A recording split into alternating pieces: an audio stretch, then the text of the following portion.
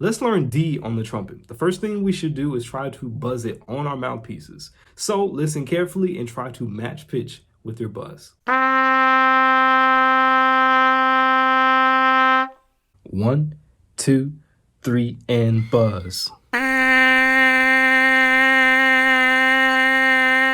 D is located right below the treble clef staff. Now, we play this with our first and our third valve, plus the third valve tuning slide. We kick that out just a little bit because this note tends to be a little sharp. Let's get some practice playing this note.